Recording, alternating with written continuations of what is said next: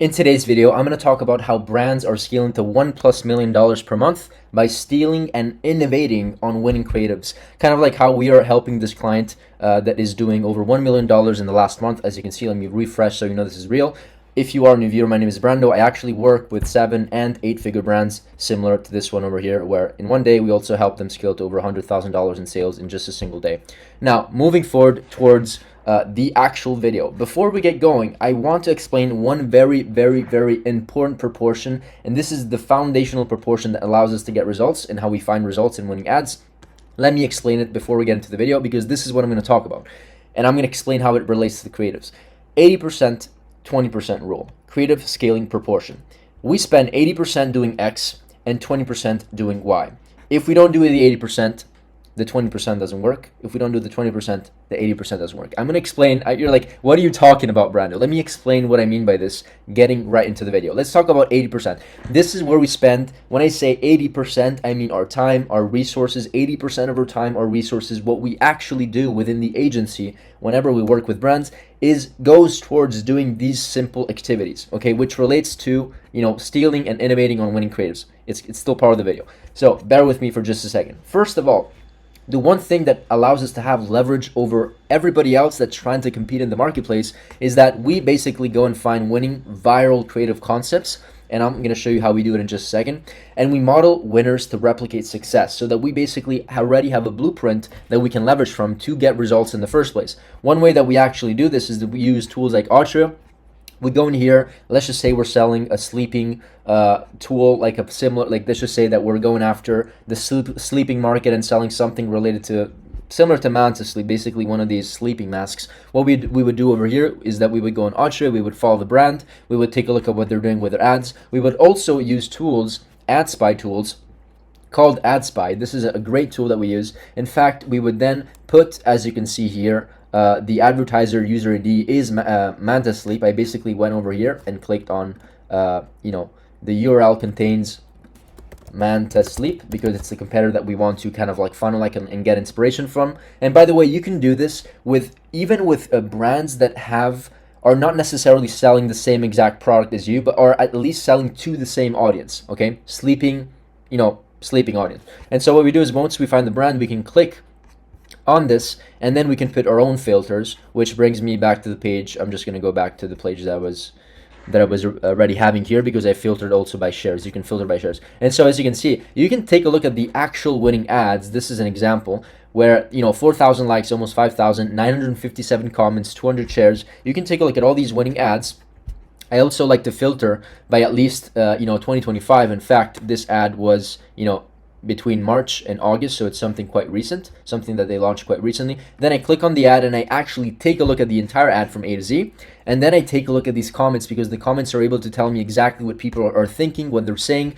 And as I go through this, right, I'm learning more about my customer. This activity of going through these comments is helping me come up with new ideas that I can maybe go on and expand further in my next creative concept. Now, going back to what I was talking about over here, right? 80% is this, and I'm going to talk about a couple of other things. The 20%, I'm going to tell you in just a second, but this is critical. It's super important.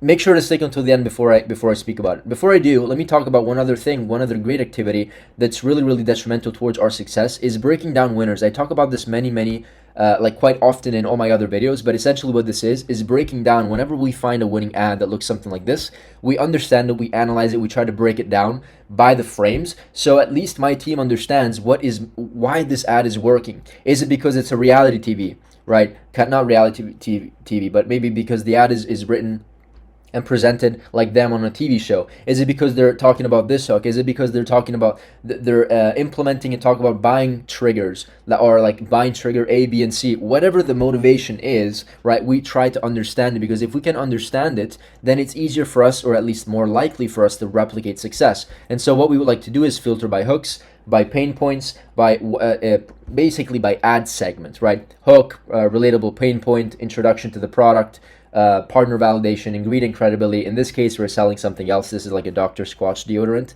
that we were breaking down because we happen to have a client that is actually a direct competitor, and so we wanted to see why this ad is working so well. And then what we ended up doing is that after understanding these frameworks, we implemented a similar ad with a similar structure, and it actually worked. And so we don't want to reinvent the wheel. Another part of our 80%. So once again, 80% of our time goes towards understanding and looking for winning viral concepts, right? Modeling their success, breaking winners down so that we understand what makes them overall, and then going after iterations, right? The 80% basically is keeping the company profitable and growing, right? But the 20%, which I'm going to talk about in just a second, is what actually gets you from 500K to $1 million or $3 million a month. That 20% fuels you because it's a bit more risky.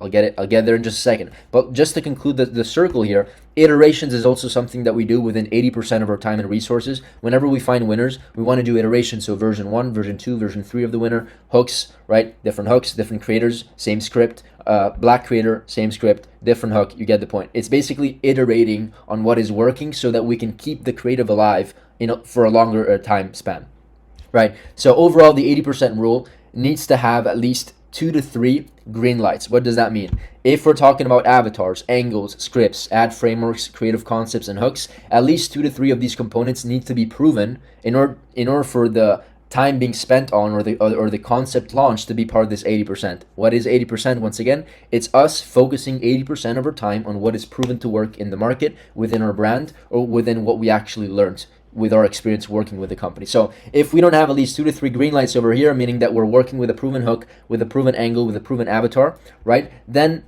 if it's not the case, it would fall into the 20%, which I'm about to explain in just a second. On a side note, before I end this video, I am just about to launch a SaaS. It's actually for my own company. And so the idea is to have basically an AI creative strategist for you. The actual website where you can sign up for the waiting list is paid ads, or is it called paidadsPilot.ai. You can go here. There's a link down below. It's basically your AI creative strategist. There's a quick demo of how it works. You can sign up for the waiting list. But the overall idea here is that there's a research agent, a scripting agent, an asset agent, and a performance agent that analyzes your creatives, your ad account, and gives you basically it's looping, and there's a learning process by itself, where the research, scripting, and asset and performance agent just keep on improving over and over again. So there's like a research, scripting, launch, analyze, refine kind of process, and there's so many other things within the software. If you are interested, there's a waiting list that you can join over here. So the 20% is basically going after riskier tests, things that we've never tested before. Example, testing new avatars. You know how risky it is and expensive it can be to test a new avatar, right? You're basically going after no proof of concept. You have no idea if this new avatar or new persona or new market segment is going to work in the first place.